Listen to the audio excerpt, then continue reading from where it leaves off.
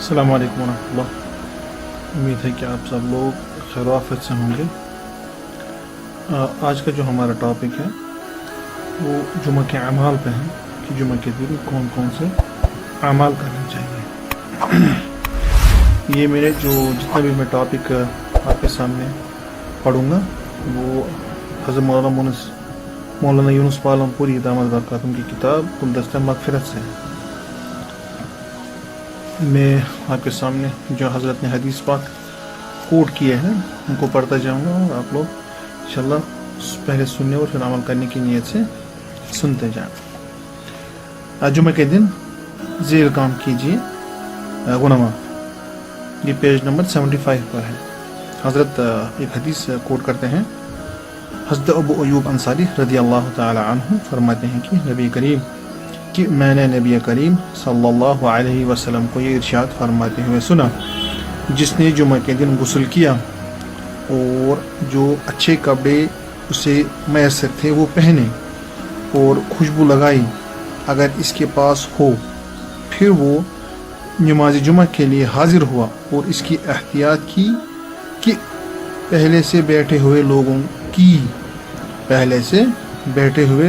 لوگوں کی گردنوں کے اوپر سے فلانگتا ہوا نہیں گیا، پھر سنتوں اور نوافلوں کی اللہ نے توفیق دی وہ پڑھی، پھر جب امام خطبے دینے کے لیے آیا تو ادب اور خاموشی سے اس کی طرف متوجہ ہو کر خطبہ سنا یہاں تک کہ نماز پڑھ کر فارغ ہوا، تو اس بندے کی یہ نماز اس جمعہ اور اس سے پہلے والے جمعہ کے درمیان گناہوں اور خطاؤں کے لیے کفارہ ہو جائے گی۔ ادھر حضرت نے دوسری حدیث لکھی ہے پیج نمبر 74 پہ جمعہ کے دن غسل کیجیے گناہ معاف۔ حضرت ابو امامہ رضی اللہ تعالی عنہ نبی کریم صلی اللہ علیہ وسلم کا ارشاد نقل کرتے ہیں کہ آپ صلی اللہ علیہ وسلم نے ارشاد فرمایا، جمعہ کے دن غسل کرنا گناہوں کو بالوں کی جڑوں سے سونٹ کر نکال دیتا ہے۔ حضرت نے جو تیسری حدیث لائی ہے وہ پیج نمبر 121 پر ہے، جمعہ کے دن فجر کی نماز سے پہلے ذیل دعا کیجیے سارے گناہ معاف۔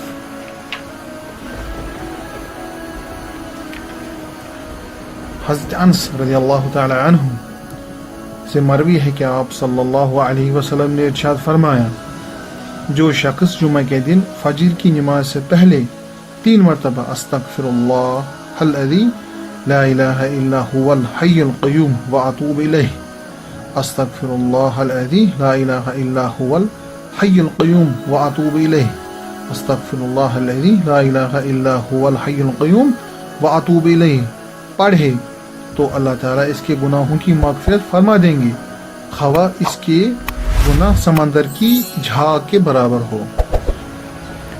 پیج نمبر 128 پہ حضرت نے 128 اور 129 پہ حضرت نے 3 حدیثیں جمعہ کی فضیلت کے بارے میں کوٹ کی ہے۔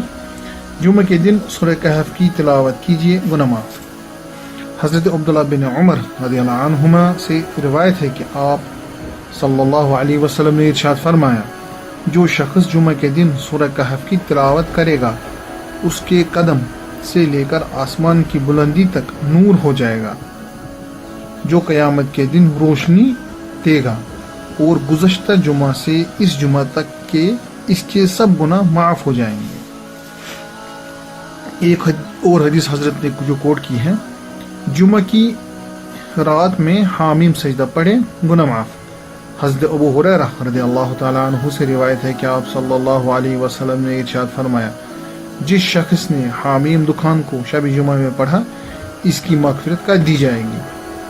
ایک اور حدیث حضرت نے ادھر لکھی ہے، جمعہ کی رات میں سورہ یاسین پڑھے گناہ معاف۔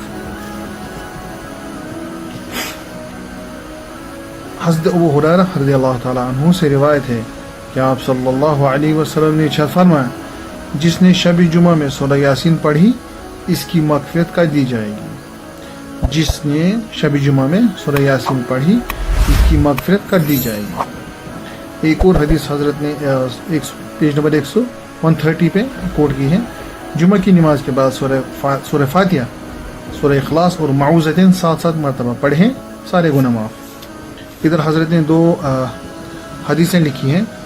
پہلی جس کا ترجمہ حضرت نے اس طرح لکھا ہے, حضرت عائشہ رضی اللہ تعالی عنہا سے روایت ہے کہ آپ صلی اللہ علیہ وسلم نے ارشاد فرمایا, جو شخص جمعہ کی نماز کے بعد قل اللہ احد, قل اعوذ برب الفلق, قل اعوذ برب الناس 7 مرتبہ پڑھے تو اللہ تعالی آئندہ جمعہ تک تو اللہ رب العزت آئندہ جمعہ تک برائی سے پناہ میں رکھیں گے.